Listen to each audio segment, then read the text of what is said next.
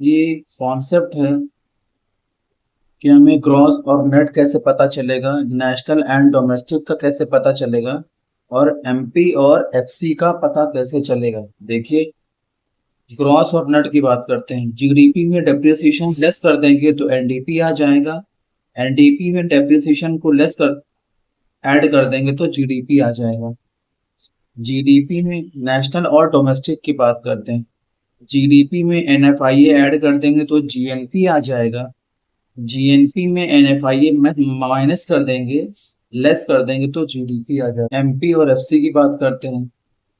GDP FC में NRT को add करेंगे जब तो जीडीपी एमपी आ जाएगा, और जीडीपी एमपी में जब एनआरटी को लेस कर देंगे तो जीडीपी एफसी आ जाएगा। ठीक है, एफसी छोटा होता है और एमपी बड़ा होता है। वैल्यू की बात कर रहे हैं। एक एग्जाम्पल की हेल्प से इस पूरे कंप्लीट प्रोसेस को समझते हैं। मान लीजिए एक ब्रेड है, उसकी सेल प्राइस है 10, कॉस्टिंग आती है 6 रुपीज, तो इनकम कितनी हुई 4 रुपीज बाई 10 - 6। ठीक है ना, 6 रुपए बनाने में खर्च आता है और 10 रुपए की बिकती है, तो 4 रुपए क्या हो गया इनकम। इस इनकम को हम प्रोडक्ट और आउटपुट भी कह सकते हैं। नेट डोमेस्टिक प्रोडक्ट को हम एनडीपी फैक्टर एंड कॉस्ट भी कह सकते हैं। और ये जो एनडीपी का जो कैलकुलेशन होता है, याद रखिएगा, एनडीपी का जो कैलकुलेशन होता है वो हमेशा फैक्टर कॉस्ट पर ही कैलकुलेट होगा। आगे जब क्वेश्चन करवाएंगे तो चीजें एकदम क्लियर कट हो जाएंगी। अब नेट डोमेस्टिक प्रोडक्ट को आप, मतलब यहाँ पर अगर डोमेस्टिक की बात हो रही तो इसे आप इनकम, ये ऊपर लिखा है ना इनकम प्रोडक्ट, तो इसे आप नेट डोमेस्टिक प्रोडक्ट की जब बात होगी तो आप इसको आप इनकम भी कह सकते हैं। ये ऊपर लिखा है ना, यहाँ पर लिखा है, ये इनकम प्रोडक्ट, मतलब कई नाम हो सकते हैं। अब तो ये तो एनडीपी की बात थी, कैलकुलेशन की। एनडीपी को आप किस पर कैलकुलेट करते हैं हमेशा, calculate on factor cost. Domestic income को भी और नेशनल इनकम को भी हमेशा फैक्टर कॉस्ट पर ही कैलकुलेट करेंगे। जब क्वेश्चन करवाएंगे फिर से करें, बातें एकदम क्लियर हो जाएंगी। अब एक क्वेश्चन देखिए, जीडीपी एफसी की वैल्यू दी है 100, आईटी दिया है 50, सब्सिडी दिया है 40, जीडीपी एमपी की वैल्यू आपको ऑब्टेन करनी है। ठीक है, क्वेश्चन मार्क लगा हुआ मिल रहा है। ठीक, अब देखिए, एक कॉन्सेप्ट याद रखिएगा हमेशा, जो वैल्यू आपको कैलकुलेट करनी है मीन जीडीपी एमपी, उसे आप लिखेंगे लेफ्ट हैंड साइड पर। ठीक है, और जो वैल्यू क्वेश्चन के अंदर दी हुई है वो आप लिखेंगे राइट हैंड साइड पर। तो क्या कैलकुलेट करना है, GDP MP left hand side पर लिखा। मेंशन क्या है क्वेश्चन में, जीडीपी एफसी प्लस एंड। आप देखिए यहाँ पर डी है, यहाँ पर डी है। ठीक है, यहाँ पर डी है, यहाँ पर डी है, बिल्कुल सेम है। यहाँ पर पी तो हमेशा सेम ही होता है, यहाँ पर जी है, यहाँ पर जी है। ग्रॉस की बात हो रही है। अगर बात ग्रॉस की होती है तो डेप्रिसिएशन का कोई ट्रीटमेंट ही नहीं होगा। अब क्या करेंगे, फैक्टर कॉस्ट की वैल्यू हमेशा छोटी होती है और एमपी की वैल्यू हमेशा बड़ी होती है। तो इस छोटी वैल्यू को बड़ी वैल्यू तक पहुंचाने के लिए जाहिर सी बात है कुछ ऐड करना पड़ेगा। तो क्या करेंगे, इसमें आप एनआईटी को ऐड कर देंगे, तो सिंपल है। अब GDP FC plus NRT, GDP FC कितना है, एनआरटी, एनआरटी में, एनआरटी मींस क्या होता है, नेट इनडायरेक्ट टैक्स का मतलब क्या होता है, आईटी प्लस सब्सिडी। ठीक ना, अब आईटी प्लस सब्सिडी, आईटी की वैल्यू कितनी है ऊपर देख लो आप, आईटी की वैल्यू कितनी है 50, सब्सिडी की वैल्यू कितनी है 40, एनआरटी, एनआरटी माइनस सब्सिडी, तो 50 - 40 कितना हो जाएगा 10। तो एनआरटी की वैल्यू कितनी हो गई 10, जीडीपी एफसी की वैल्यू कितनी हो गई, क्वेश्चन में दिया 100, 100 प्लस 10 110। क्वेश्चन नंबर 2 की बात करते हैं। GDP FC 100, NRT 10, NFIA value 5, calculate क्या करना है, जीएनपी एमपी। तो जो कैलकुलेट करना है लेफ्ट हैंड साइड पे, जो मेंशन है वो राइट हैंड साइड पर। अब फिर से यहाँ पर एन है, यहाँ पर डी है, ये नेट है, ये डोमेस्टिक है। डोमेस्टिक की वैल्यू छोटी होती है, नेट की वैल्यू, ये नेट नहीं है, ये नेशनल है। डोमेस्टिक की वैल्यू छोटी होती है और नेशनल की वैल्यू बड़ी होती है। तो छोटी को बड़ी तक पहुंचाने के लिए कुछ ना कुछ तो ऐड करना पड़ेगा ना। ग्रॉस नेशनल प्रोडक्ट की मार्केट प्राइस ऐड वो करना है कैलकुलेट। यहाँ पर जी है, यहाँ पर जी है, मीन्स क्रॉस है, तो डेप्रिसिएशन का तो वही नहीं होता, क्योंकि इन दोनों के अंदर जी के अंदर तो डेप्रिसिएशन लगा ही होता है ना भाई, तो दोबारा क्यों लगाएं। ठीक है, ये चीज है।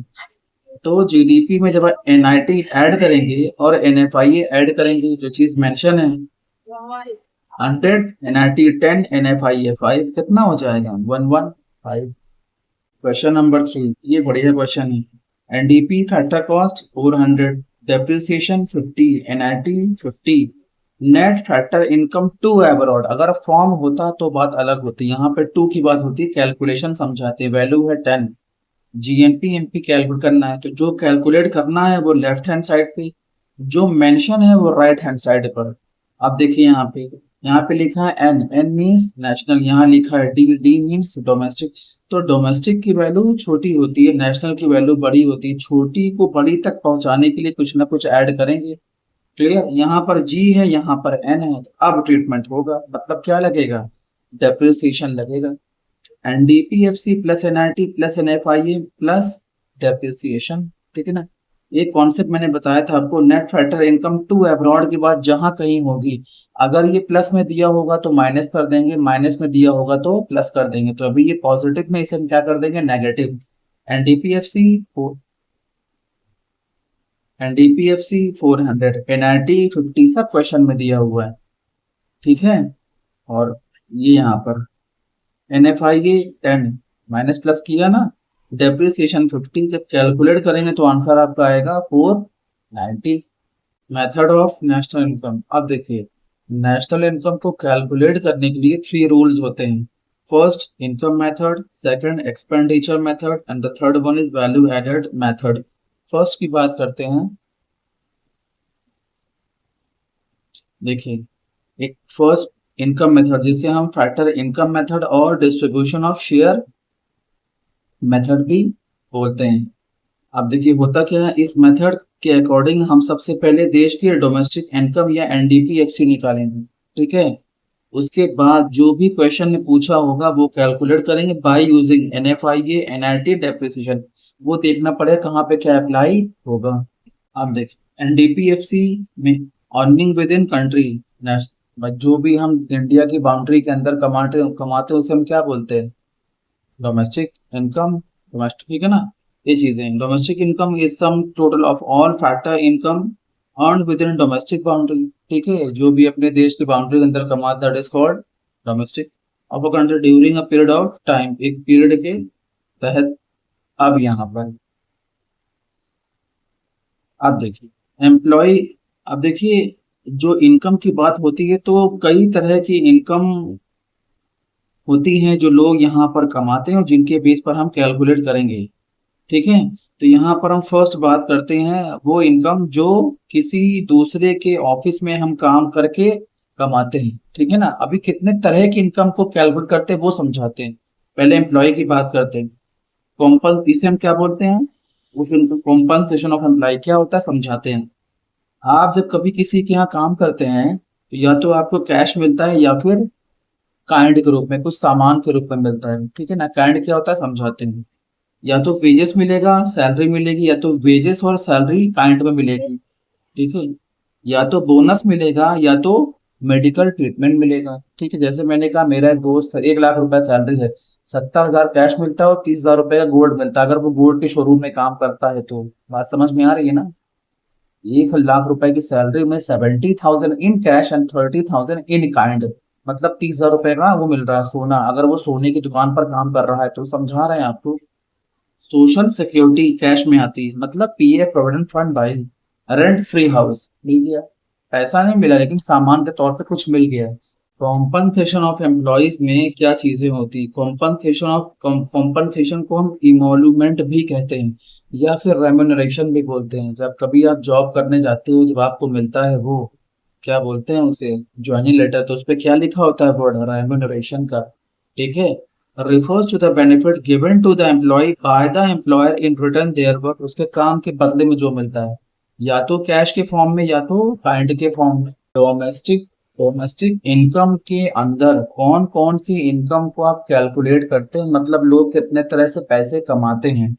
या तो नौकरी जिसे हम बोलते हैं compensation of employee, self employed जिसे हम मिक्स्ड इनकम बोलते हैं, ठेले वाले डॉक्टर हो गए जो खुद की दुकान खुद का शोरूम खोल के बैठे हुए हैं, प्रोपराइटर हो गए, ठीक है ना, ये चीजें प्रोपराइटर बोल रहे हैं। प्रॉपर्टी डीलर वाले जो अपनी प्रॉपर्टी को किराए पर देकर रेंट और इंटरेस्ट कमाते हैं, या फिर एंटरप्रेन्योरशिप, ठीक, जो प्रॉफिट कमाते हैं। तो इसमें क्या आ सकता है, थर्ड वाले में रेंट आएगा, प्रॉफिट आएगा, रॉयल्टी आएगा और इंटरेस्ट आएगा। ठीक है, तो इतना कॉन्सेप्ट है आपका, कंप्लीट कॉन्सेप्ट।